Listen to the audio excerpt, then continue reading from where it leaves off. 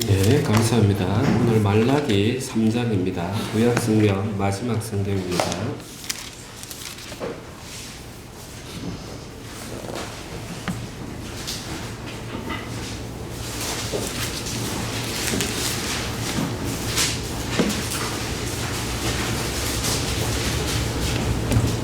삼장 7절부터 제가 읽겠습니다. 만군의 여호와가 이르노라 너희 조상들의 날로부터 너희가 나의 규례를 떠나 지키지 아니하였도다. 그런즉 내게로 돌아오라. 그리하면 나도 너희에게로 돌아가리라 하였더니 너희가 이르기를 우리가 어떻게 하여야 돌아가리까 하는도다. 사람이 어찌 하나님의 것을 도둑질하겠느냐. 그러나 너희는 나의 것을 도둑질하고도 말하기를 우리가 어떻게 주의 것을 도둑질하였나이까 하는도다. 이는 곧 11조와 봉헌물이라. 너희 곧 온 나라가 나의 것을 도둑질하였으므로 너희가 저주를 받았느니라. 만군의 여호와가 이르노라 너희 온전한 11조를 창고에 들여 나의 집에 양식이 있게 하고 그것으로 나를 시험하여 내가 하늘 문을 열고 너에게 복을 쌓을 곳이 없도록 붙지 아니하나 보라. 만군의 여호와가 이르노라 내가 너희를 위하여 메뚜기를 금하여 너희 토지 소산을 먹어 없애지 못하게 하며 너희 밭의 포도나무 열매가 기한 전에 떨어지지 않게 하리니 너희 땅이 아름다워짐으로 모든 이방인들이 너희를 복되다 하리라. 만군의 여호와의 말이니라. 아멘. 오늘 이 말씀은 특별히 우리 사랑하는 형제자매님 하나님 앞에 우리가 헌물을 드리고 11조를 하고 이런 부분에 참된 의미가 무엇인가 여러분 잘 새겨 들으시고 이 말씀을 통해서 정말 하나님께서 우리에게 이렇게 복을 주고 싶어 하시는데 정말 우리가 어떻게 하면 복을 받는가. 정말 그 당시에 농경사에 보면은 하나님께서 메뚜기가 풀 뜯어먹는 것까지 양식 뜯어먹는 것까지 다 금해서 지켜준다 이렇게 하십니다. 이 말씀이 오늘날 우리 모두에게 임할 수 있도록 오늘 말씀을 깊이 새겨 들으시면 좋겠습니다. 이 말라기가 이제 적혀지고 나서 이제 예수님이 오실 때까지 이제 400년 정도가 이렇게 흐른 시기입니다. 그럼 이 말라기는 이제 언제 적혀졌냐 하면은 이제 유대인들이 BC 586년에 이제 바벨론에 의해서 망했습니다. 포로로 이렇게 다 갔는데 이제 선지자들이 70년 후에 다 회복되리라 그 예언에 따라서 BC 516년에 다시 스룹바벨 성전이 이렇게 재건이 됩니다. 재건이 되고 나서 이 이스라엘 백성들은 유대인들은 이제 그들은 어떤 마음을 가졌냐면 이제 곧 이 우리의 어려운 시기를 다 이겨낼 수 있는 그 메시아가 와서 우리를 풍족하게 해 주시겠구나 하는 소망이 있었어요. 그런데 이제 그 516년부터 이 말라기가 적혀진 시기를 BC 한 450년 정도로 보고 있습니다. 한 70년, 80년이 되어 가도 변화가 없는 거예요. 그 다음에 바벨론만 바뀌었을 뿐이지 바사로, 메데 바사에서 바사로 바뀌었을 뿐이지 여전히 이민족에게, 이방족에게 통치를 받고 있는 그 어려운 시기였던 거예요. 그러니까 이제 이 유대인들이 진짜 하나님 계신가 하는 이제 의문들이 많이 있었을 때예요. 그러니까 이때 제사장들은 어떻게 했냐면은 하나님 앞에 드려야 되는 그 귀한 제물들을 흠 있는 거 주고, 그 다음에 다리가 한 개가 빠진 거 주고, 이렇게 이제 제사를 지내던 그런 시기였어요. 그러니까 제사장들이 그러니까 이제 백성들도 위에서부터 썩으니까 아이고 우리 점이야 하면서 도덕적으로 영적으로 그냥 세상으로 확 흘러가 버렸던 그런 시기였어요. 그러니까 이 이스라엘 백성들 유대인들이 자기들이 율법을 지키지 못해서 하나님의 율법을 심판을 따라서 바벨론에 포로를 갔습니다. 그래서 하나님 은혜로 다시 돌아왔으면 율법을 잘 지켜야 되는데 그 기다리던 메시아가 안 오니까 다시 그 율법에서 금하고 있는 이방인들하고 결혼을 하고 이렇게 도덕적으로 타락이 흘러가던 시기에 지금 이 말라기 선지자가 이야기를 하고 있는 것입니다. 이 말라기 시대의 이유는 오늘날 우리가 너무 비슷합니다. 왜냐하면은 예수님이 오시고 이제 중세 가톨릭이 1000년을 이렇게 버텼습니다. 그런데 이제 이 가톨릭은 그야말로 우리가 하나님을 섬기고 예수 그리스도를 섬기는 그런 신앙인데 이 기독교가 형식적으로 타락하면 어디까지 갈 수 있는가 하는 걸 보여줬던 그런 시기였습니다. 그래서 이제 종교개혁이 일어납니다. 종교개혁이 이제 일어나서 교황을 이제 성경 밑으로 떨어뜨리고 그러면서 우리가 말씀대로 살아가자 하면서 이제 유럽 각지에서 이제 개혁운동이 일어납니다. 우리 개신교도 이제 거기에 크게 뿌리를 두고 있는 것은 사실입니다. 그러면 이제 그 당시에 그 가톨릭 하에 있었던 사람들은 또 종교개혁이 이렇게 이루어지고 나면은 그래 이제 진짜 우리가 말씀 앞에서 제대로 살아갈 수 있겠네 하면서 큰 희망을 가졌어요. 그런데 이제 종교개혁이 일어나는 유럽에서는 어마어마한 종교전쟁이 일어납니다. 30년 전쟁, 100년 전쟁, 그 이전에는 중세 때는 십자군 전쟁.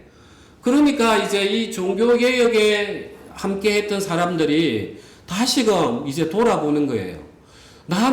우리는 이 가톨릭을 벗어나면 정말 하나님 안에서 영적으로 우리가 믿음이 깊어지고 잘 살 줄 알았다. 그런데 여전히 전쟁만 일어나고 도대체 이게 뭐냐? 이제 이러던 시대였어요. 그러다가 이제 그 당시에 근대 과학혁명이 일어납니다. 이제 우리가 예전에는 저 멀리 보던 달, 북극성 이런 부분들이 이제 근대 과학으로 이제 설명이 되니까 이제 사람들의 마음이 하나님을 하나하나 한 사람이 떠나가는 거예요. 그래, 우리가 그동안 하나님을 의지해서 우리가 먹고 사는 거 해결하려고 했는데 과학이 다 해결해 주네 하면서 이제 우리의 마음이 점점 하나님을 떠나가지고 과학적으로 흘러왔습니다. 그러면서 그때 신학도 완전히 새로운 흐름으로 바뀌어져 갔어요. 그래, 성경에 나오는 기적들, 이는 그야말로 신화야. 이스라엘에 일어났던 그 유대 족속이라는 나라에 있었던 그 신화에 불과해. 이게 도대체 과학적으로 설명이 되냐? 다만 하나님께서 계시다면 우리로 하여금 선하게 살아라고 하지 않았겠나 하면서 그냥 윤리책으로 이렇게 변화되어 버렸습니다. 이제 우리가 그런 시대를 계속해서 살아오면서 과연 우리 인간이 이 과학에 만족을 하고 있는가 한번 돌아봐야 되는 거예요. 이 말라기의 시대 때하고 말라기 선지자가 살았던 시대, 지금 우리가 살고 있는 시대가 너무 똑같은 거예요. 예수님이 곧 오신다고 했기에 2000년이 지났는데 언제 오신다는 말이냐?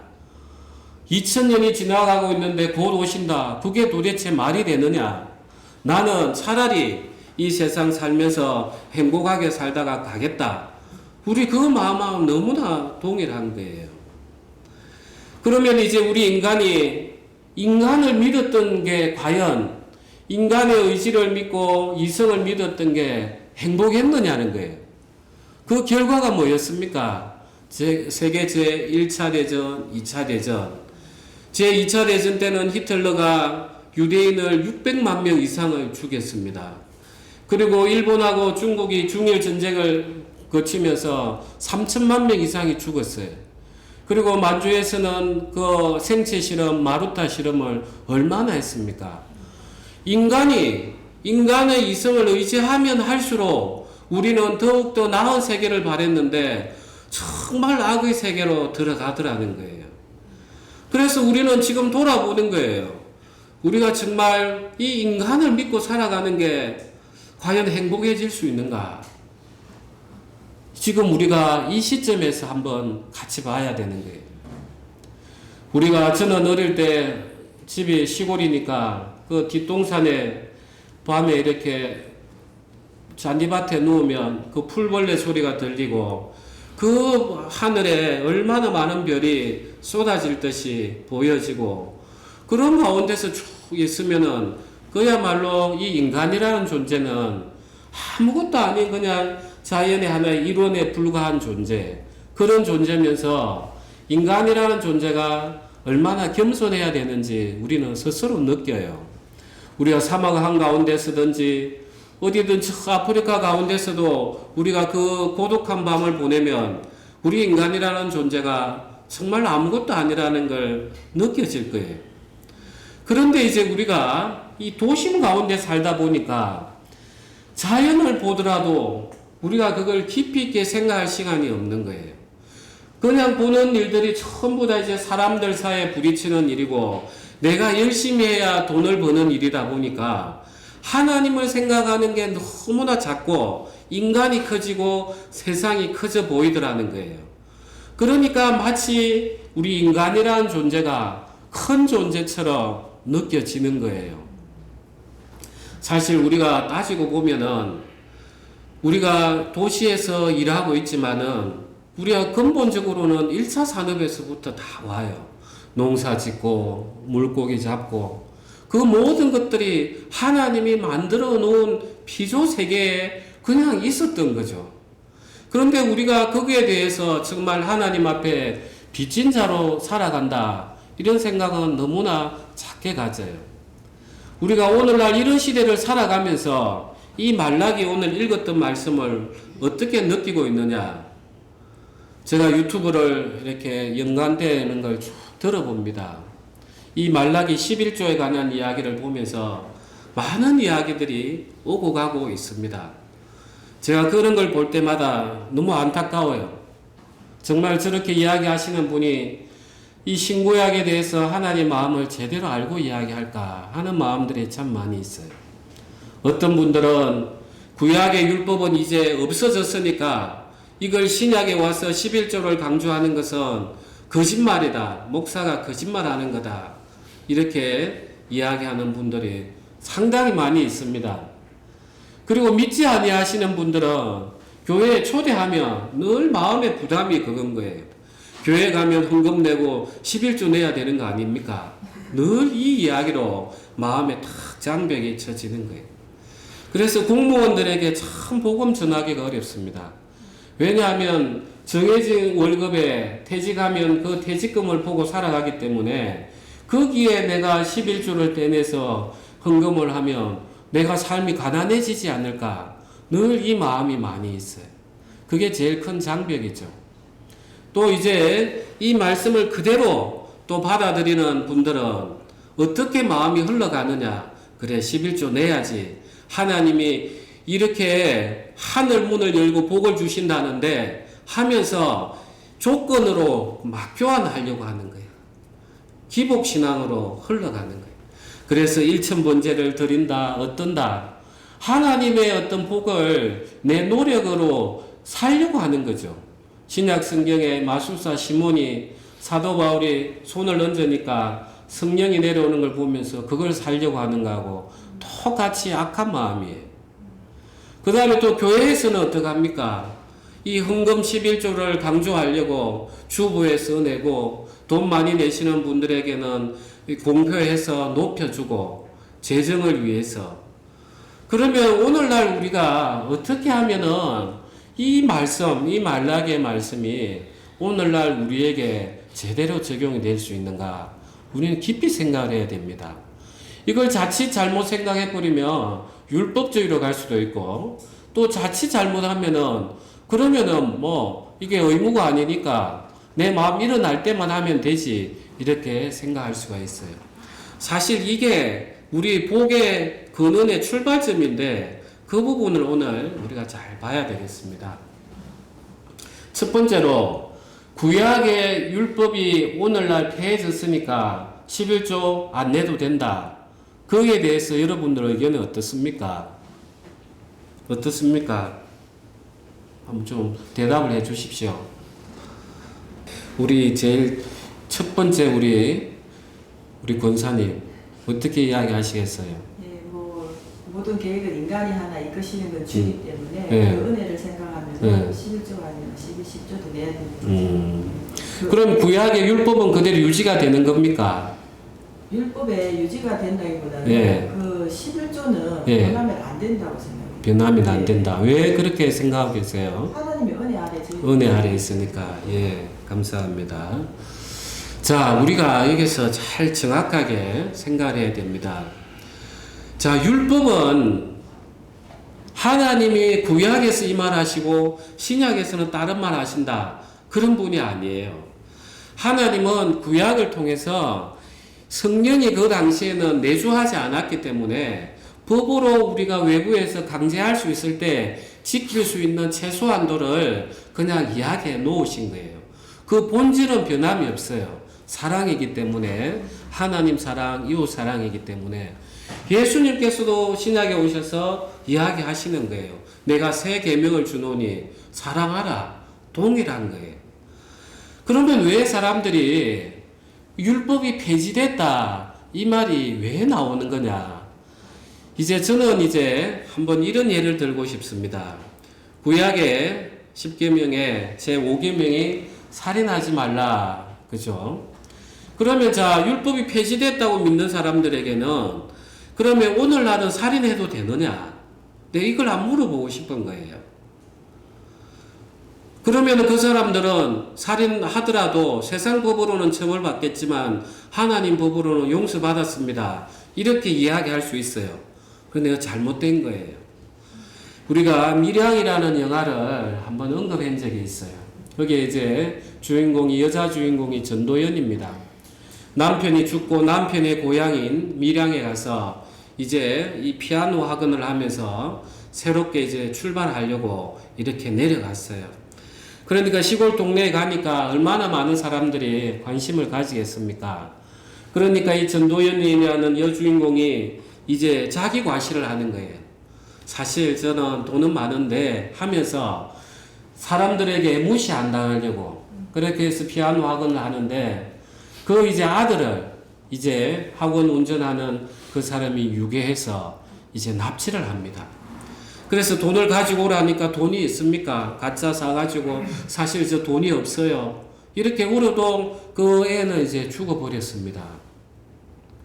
그래서 이 여주인공이 얼마나 그 시리에 빠졌겠습니까? 아들 하나 보고 남편 고향을 따라가서 살려고 했는데 정말 이 여인의 입장에서는 죽음밖에 없잖아요. 그런데 약사하시는 분이 교회로 이끄셔가지고 정말 얼굴이 밝아집니다. 그러면서 교회 안에서 사랑을 배우고 그러는 과정에서 그 유괴범을 용서해주고 싶은 마음이 좀 일어났어요. 주변에서 권유하고. 그래서 그 구치소로 갑니다. 그 유괴범을 만나는데 그 유괴범을 보자마자 너무 놀란 거예요. 너무 얼굴이 편안하면서 이 여주인공에 내가 용서하러 왔습니다. 이랬는데 이 유괴범이 하나님이 내 죄를 힘이 용서했습니다. 저는 마음이 너무 편안합니다. 하면서 얼굴이 너무 편안하더라는 거예요. 그래서 이 여주인공이 나와서 정신이 완전 도는 거죠. 내가 도대체 용서를 해주지 않았는데 하나님이 어떻게 먼저 용서할 수 있냐고. 이때부터는 이 여주인공이 완전히 하나님 앞에 대적하는 모습으로 돌았어요. 교회 가서 목사님이 설교하면 거짓말이야 하는 그 노래 틀고 그 다음에 그 자기를 끌어갔던 그 약사에게 몸으로 유혹하고 그러면서 점점 정신을 잃어가는 그런 영화입니다. 그 유괴범이 정말 참된 복음을 만났다면 어떻게 했겠습니까? 이 복음이라는 게 사실 뭡니까? 진짜 사랑이에요. 내가 예수 그리스도의 사랑을 깊이 있게 알려고 하면은 뭘 보게 되냐면 세례 요한이 너희는 회개하라. 회개의 열매를 맺으라. 어떻게 하면 회개의 열매를 맺습니까? 세리들 보고는 너 정한 것 외에는 넉진치 말라. 군인들 보고는 옷을 함부로 뺏지 말라. 그런 이야기들을 들으면서 내 자신이 얼마나 악한지를 그냥 하나 내려놔줘야 돼. 그러면서 이런 나를 예수님이 사랑하셨습니까? 그때서야 진짜 이게 참된 회개가 들어오고 예수님 사랑이 내 안에 들어오면서 내가 자유해져요. 그런데 이제 그 유괴범 입장에서는 그 마음 깊은 곳에 있는 그 본질은 참된 회개를 몰랐다는 거예요. 내가 참된 회개를 알았다면 그 여주인공이 오면 정말 울부짖었을 거예요. 내가 돈 욕심 때문에 당신이 사랑하는 아들을 내가 유괴해서 그렇게 울부짖고 할 때 내가 먹을 것도 주지 않고 죽게 했습니다 하면서 같이 더 울고 통곡했을 거예요. 그러면은 그 여주인공이 마음에 서로 같은 공감이 되어 가지고 같이 마음을 서로 아파하면서 우리 안에 계시는 성도님, 정말 저도 하나님 안에서 위로받았습니다. 우리 성도님도 하나님 안에서 위로받길 내 기도하겠습니다 하면서 세상에서도 마음이 하나가 되고 그래야 하나님 앞에 영광이 되는 거예요. 오늘날 율법이 폐해졌다고, 구약의 율법이 이제는 신약에서는 사랑으로 바뀌었다고, 그거 아니에요. 전혀 아닙니다. 오직 지금의 우리의 신약에서 율법은 구약의 율법보다 더 차원이 높은 그런 율법인 거예요. 구약에서는 돌판에 새겼어요. 돌판에. 안 바뀌어요. 그러니까 마치 융통성이 없겠지만 무조건 그대로 지켜야 돼. 돌판에 지켜 써놨으니까. 그런데 에스겔서에 보면 어떻게 됐습니까? 하나님이 너에게 부드러운 마음을 주고 새 마음을 주고 이제 그 법을 어디에 새긴다 했어요? 우리 마음판에 새기는 거예요. 마음판에. 그 외부에 있던 돌에 적혀있던 그 사랑의 법을 내 마음판에 새기는 거예요. 그래서 이럴 때는 이렇게 하고 저럴 때는 저렇게 하고 그게 아닌 거예요. 지금 오늘날의 우리의 시대는 예수님의 사랑을 생각하면 할수록 처음에는 내가 저 형제, 저 자매가 이해가 안 되지만 또 생각하고 나를 생각하고 예수님을 사랑을 생각하다 보면 내가 이렇게 더 기도해 줘야지, 내가 이렇게 더 도와줘야지 하면서 사랑의 차원이 훨씬 높아져요. 전혀 다른 세계인 거예요. 그러니까 구약의 율법이 없어졌다, 그거 아닌 거예요. 그러면은 율법이 폐지됐다는 것은 무슨 말이냐? 우리가 구원을 받기 위해서는 하나님께서 율법을 주실 때 이걸 다 지키려 했단 말이에요. 아담에게도. 그래서 내가 하나님 안에서 의로운 자가 돼서 하나님 백성이 되기 위해서는 구약에서는 내가 철저히 지켜야 했어요. 그런데 그게 됩니까? 죄 아래 있는 우리에게 안 되잖아요.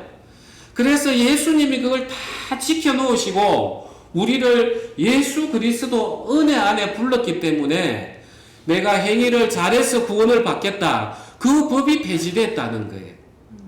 이해가 되시죠? 그래서 우리가 이 신구약의 전체를 일관하게 잘 못 알게 되면은 이제 그렇게 생각을 하는 것입니다. 그래서 구약의 11조 규정이 신약에 와서 폐지가 됐으니까 이제 이걸 교회에서 강요하는 것은 강요는 아니죠. 이야기하는 건 잘못됐다. 그는 성경을 잘못 알고 있는 거예요. 성경을 구약과 신약을 구분해서 세대주의자처럼 그 잘못 알고 있는 그런 부분입니다. 그래서 오늘날은 우리가 더욱더 구약에서 말한 율법을 볼 때 예수님의 사랑 안에서는 오늘날 어떻게 해야 되는가? 여러분이 더욱더 묵상하고 깊이 있게 기도해야 그 예수님의 사랑 안에서 새로운 사랑의 법들이 나가는 것입니다. 그래서 첫 번째 질문에 율법은 폐지됐으니까 이제 11조는 안 해도 된다? 아닙니다. 자, 두 번째는 그러면은 왜 11조를 하나님께서 이렇게 이야기를 하셨는가? 근본을 우리가 좀 봐야 되겠습니다. 우리가 레위기 27장 한번 보시겠습니다. 27장 30절. 제가 가진 성경은 구약 192페이지입니다. 30절. 그리고 그 땅의 10분의 1, 곧 그 땅의 곡식이나 나무 열매는 그 10분의 1은 여호와의 것이니 여호와의 성물이라. 또 만일 어떤 사람이 그의 11조를 물으려면 그것에 5분의 1을 더할 것이요 모든 소나 양의 11조는 목자의 지팡이 아래로 통과하는 것을 10번째의 금마다 여호와의 성물이 되리라. 그 우열을 가리거나 바꾸거나 하지 말라. 바꾸면 둘 다 거룩하리니 무르지 못하리라. 자, 이 10분의 1은 누구 거라는 거죠? 본래 다 누구 겁니까? 본래 다 하나님 거예요. 어부들이 가서 고기, 그물을 쳐가지고 옵니다. 자기가 그 뿌린 거예요. 그 본래 거기 있었던 거예요. 농부들이 씨를 뿌립니다. 그 물 주는 분이 누굽니까? 하나님. 그래서 11조를 우리가 드림으로써 내가 하나님 의존적인 존재입니다. 내가 하나님 아래에 있는 자입니다. 하는 걸 고백하는 거예요. 그래도 우리는 얼마나 선하신 임금님을 모시고 있습니까? 북한에서는 다 내놔라 하는데 10분의 1만 내놔라 하니까 얼마나 좋습니까? 그런데 오늘 좀 특별한 게 있어요. 나온 김에 제 설명을 좀 해드릴게요. 32절에 모든 소나 양의 11조는 목자의 지팡이 아래로 통과하는 것을 10번째의 금마다 여호와의 성물이 되리라. 이제 어떤 사람이 양을 11조로 드리려고 합니다. 그런데 보니까 저거는 너무 통통하고 좋고 한쪽에는 좀 바싹 말랐어요. 그러면 우리는 어떤 마음이 들어요? 바싹 마른 거. 그걸 하나님 앞에 드리고 싶죠. 그래서 줄을 다 나무를 대가지고 양을 통과시키라는 무조건. 그래 10번째 걸리는 그걸 이제 하나님 앞에 바치라는 게 우리 마음을 너무 잘 아시는 것 같아요. 저도 막 어떤 수입이 들어오면 그 생각날 때 빨리 보내지 않으면 깎여요 계속. 그게 우리 마음인 거예요. 그러면 하나님 건데 하나님은 이걸 받아가지고 하늘나라 가져갑니까? 안 가져가죠. 어디에 쓰는지 한번 봅시다. 민수기입니다. 18장. 그 다음 성경입니다. 바로 18장 21절입니다. 18장 21절. 내가 이스라엘의 11조를 레위 자손에게 기업으로 다 주어서 그들이 하는 일, 곧 회막에서 하는 일을 감나니 이후로는 이스라엘 자손이 회막에 가까이 하지 말 것이라. 죄값으로 죽을 가누라. 그러나 레위인은 회막에서 봉사하며 자기들의 죄를 담당할 것이요 이스라엘 자손 중에는 기업이 없을 것이니 이는 너희 대대의 영원한 율례라. 이스라엘 자손이 여호와께 거제로 드리는 11조를 레위인에게 기업으로 주었으므로 내가 그들에 대하여 말하기를 이스라엘 자손 중에 기업이 없을 것이라 하였노라.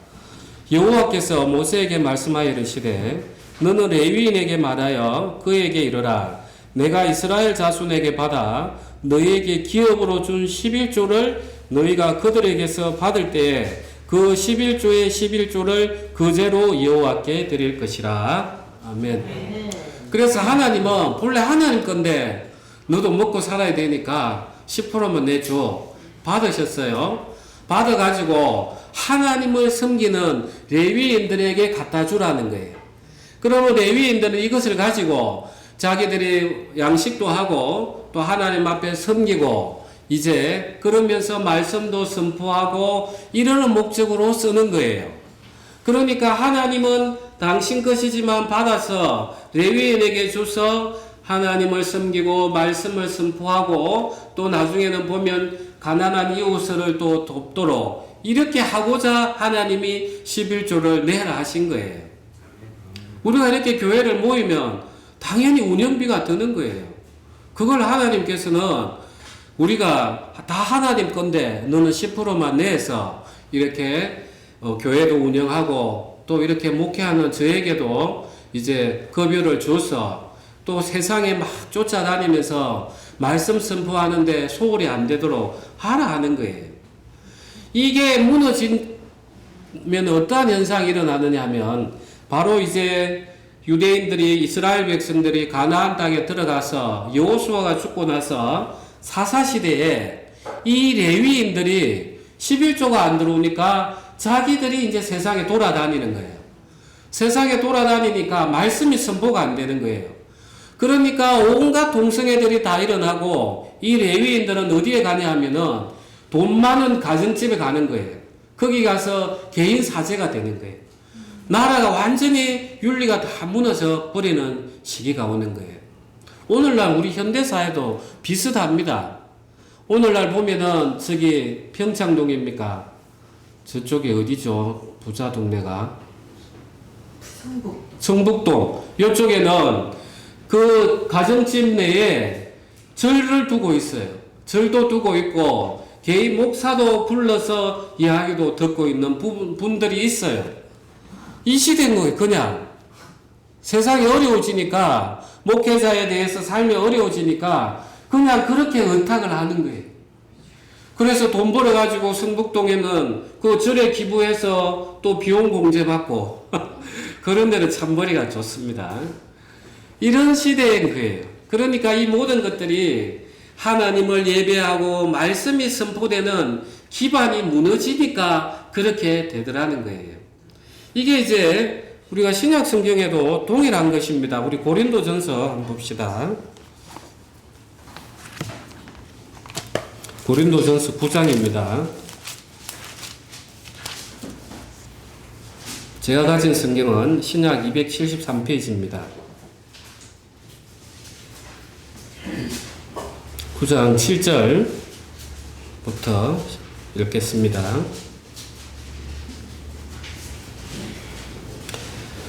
누가 자기 비용으로 군복무를 하겠느냐? 누가 포도를 심고 그 열매를 먹지 않겠느냐? 누가 양떼를 기르고 그 양떼의 젖을 먹지 않겠느냐? 내가 사람의 예대로 이것을 말하느냐? 율법도 이것을 말하지 아니하느냐? 모세 율법의 곡식을 밟아 뜨는 소에게 망을 씌우지 말라. 기록하였으니 하나님께서 어찌 소들을 위하여 염려하심이냐? 오로지 우리를 위하여 말씀이 아니냐? 과연 우리를 위하여 기록된 것이니 밭가는 자는 소망을 가지고 갈며 곡식 뜨는 자는 함께 얻을 소망을 가지고 뜨는 것이라. 우리가 너에게 신령한 것을 뿌렸은즉 너희의 육적인 것을 거두기로 과하다 하겠느냐? 다른 이들도 너희에게 이런 권리를 가졌거든 하물며 우리일까 보냐? 그러나 우리가 이 권리를 쓰지 아니하고 범사에 참는 것은 그리스도의 복음에 아무 장애가 없게 하려 함이로다. 아멘. 그러니까 군대 가는 사람이 옛날에는 그랬겠죠. 자기가 칼 들고 가고 조선시대 때는 농기구 들고 가고 했겠죠. 그런데 지금 가는데 자기가 그걸 준비하냐는 거예요. 국가에 다 준비하는 거죠. 그래서 우리가 복음을 전할 때 제일 좋은 게 하나님이 우리를 도우신다는 거예요. 우리의 삶을. 왜냐하면 우리가 그리스도의 군사니까. 그리고 제가 이렇게 복음을 전하고 설교를 하면 여러분들이 영적으로 건강해져요. 그러니까 이 양육하는 사람이 그 형제 자매 양의 젖을 먹는 게 당연한 거 아니냐. 그렇지만 사도 바울이 자제했던 것은 뭡니까? 장애가 될까봐. 교회가 초기 때 어려운데 목회자가 급여를 가져가고 해버리면 유지되기가 어려워요. 그래서 사도 바울은 정말 텐트를 만들고 하면서 그 교회를 섬기려고 그렇게 했던 거예요. 그런데 나중에는 보면은 사도 바울이 감옥에 가고 하면은 편지를 써서 내 겉옷도 가져오라. 누가 나를 많이 도왔다 하면서 그런 편지의 내용이 있어요. 그래서 교회라는 것은 우리가 헌금을 하는 이유는 이 교회 안에서 하나님을 예배하고 말씀이 선포될 수 있도록 그 물질적인 기반을 만드는 것입니다. 그게 하나도 이상한 게 아니에요. 오히려 나는 하나님 믿어. 나는 인터넷으로 보면 돼. 그게 더 욕심인 거예요. 내 돈은 아깝고 그냥 영적으로는 내가 교회 다니는 척은 해야 되고 그렇게 해서 어떻게 신앙이 자라나는 거예요? 신앙 안 자라요. 신앙이라는 것은 나를 부인하는 그 자리에 내가 무너진 그 자리에 예수 그리스도가 서는 거예요. 그러니까 우리는 헌금을 하고 11조를 하고 하는 부분들에 대해서 이상한 게 아니에요. 그래서 그런 부분들에 대해서 우리는 이 교회를 섬기는 데 있어서 너무나 하나님 질서에 맞는 거다. 그리고 또 하나 우리 고린도후서 8장입니다.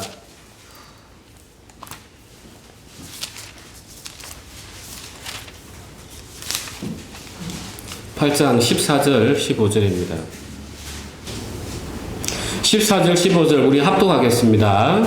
이제 너희의 넉넉한 것으로 그들의 부족한 것을 보충함은 후에 그들의 넉넉한 것으로 너희의 부족한 것을 보충하여 균등하게 하려 함이라.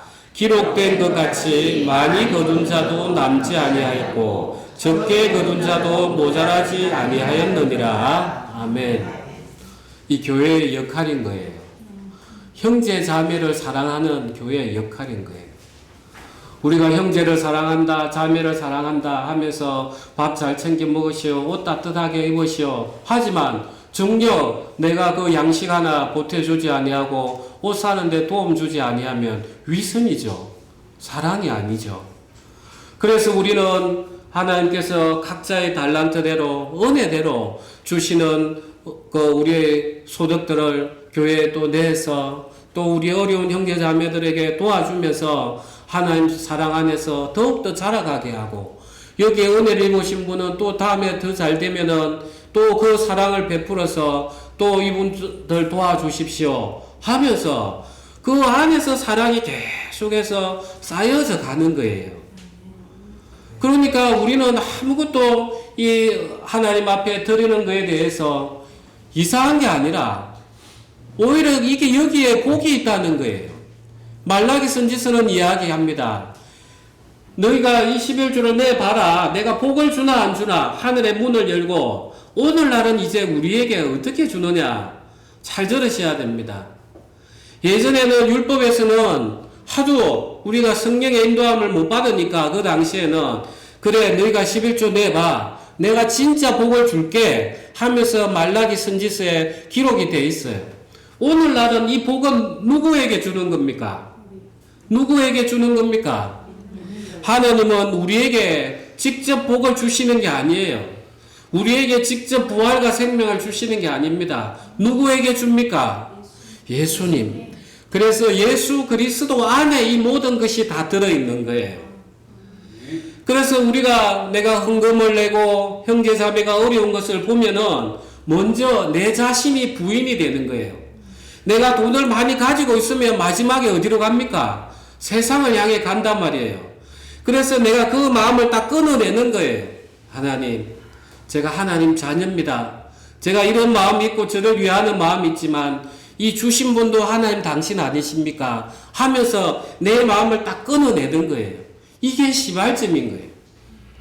제가 2015년 6년도에 갑자기 돈이 많이 들어왔어요. 그런데 중간쯤에 보니까 10개가 들어오면 9개가 나가는 그런 시절이 있었어요. 정말 이해가 안 됐어요. 막 들어오는데 막 나가는 거예요. 그래가지고 제가 성경 말씀을 어느 날 하나님이 쭉 생각해 하시는 거예요. 그래 막 찾았어요. 마치 그 전대에 구멍이 뚫린 지갑인 거예요. 내가 보니까. 그래서 저는 그때부터 제가 마음을 11조의 삶을 그때부터 지켰어요. 내가 번다고 벌지만 하나님이 지키시지 않으니까 그냥 흘러나가는 걸 너무나 많이 봤어요. 정말 이 말라기에서 이야기했던 이것들이 내가 돈을 많이 가지면 가질수록 우리가 밤새 생각하는 게 이거 어디 투자하고 어디에 쓸 거 이 생각 안 합니까? 그러면 생각이 계속 그렇게 가버려요. 그런데 그럴 때 내 마음에 딱 중심이 잡히는 거예요. 하나님, 이거 하나님 당신이 주셨습니다. 정말 당신 앞에 이걸 드리고 싶습니다. 이걸 교회에 제가 맡겨놓습니다. 교회를 통해서 선한 곳에 쓰여지길 제가 소망합니다. 하면서 내 자신을 부인하고 드러내므로써 예수 그리스도 안에 들어가지는 거예요. 거기에 복이 있는 거예요. 거기에. 이해가 되시죠? 그래서 오늘날 우리가 하나님 앞에 드려야 되는 거는 뭐냐? 예수님께서 그 과부하고 유대인들이 헌금함에 돈을 넣는 거 보면서 과부가 두렙돈을 넣어요. 유대인들은 양은 많죠. 그러면서 예수님께서 저 과부가 더 많이 헌금을 했다고 이야기하는 게 있어요. 왜 그렇습니까? 이 과부는 정말 자기의 그날 곡식을 사먹을 생명을 드린 거예요. 생명을. 내일 그 돈이 안 들어오면 똥 굶어야 돼요. 그야말로 생명을 드린 거예요. 예수님이 우리 사랑하는 형제 자매님에게 정말 십자가에 못 박히시면서까지 우리를 사랑하셨어요. 내가 하나님 앞에 드릴 게 내 버는 돈 10% 이거밖에 안 됩니까? 우리 인생 전부를 드리라는 거예요. 그래서 우리가 산재물이 되어야 돼요. 산재물. 재물은 죽어야 돼요. 내라는 존재가. 그런데 나는 살아있어요. 그래서 나는 살아있지만 내라는 세상을 향하여 가는 그 욕심들을 죽여내는 게 산재물이에요. 우리가 복음을 전하는데 얼마나 힘듭니까? 얼마나 많이 섬겨야 됩니까? 그럴 때마다 내 생각을 누르고 또 누르고 그렇게 함으로써 부인함으로써 예수님이 하실 일을 내가 하니까 하나님이 얼마나 복 주시겠어요? 여러분, 하나님 복 주시는 방법이 그겁니다. 다른 게 아니에요. 복음 전하라는 게 제가 여러분이 가장 돈 많이 벌게 하는 방법이 여러분 복음 전하십시오. 그러면 하나님이 우리 인생을 다 이렇게 그냥 뒤에서 그 전대 구멍 뚫렸던 게 다 막아주시고 오늘 이 말라기 선지서의 기록처럼 메뚜기도 그게 근접하지 못하게 하시는 거예요. 우리가 성경에 보면은 우리 성경에는 아니에요. 성경에는 이런 말씀이 있죠. 남녀가 결혼을 하면 부모를 떠나서 한 몸이 되라. 한 가정을 이루게라. 우리가 성관계를 하다 이 섹스라고 하잖아요. 이게 라틴어로 섹스쿠스에서 왔어요. 세콘데 분리되다는 거예요. 분리되다. 본래 하나님이 아담을 만들고 아담에게 하와를 보자 아담이 뭐라 했습니까? 내 뼈 중에 뼈, 살 중에 살이요. 하나였어요. 그런데 선악에 들어오면서 분리가 돼버렸어요.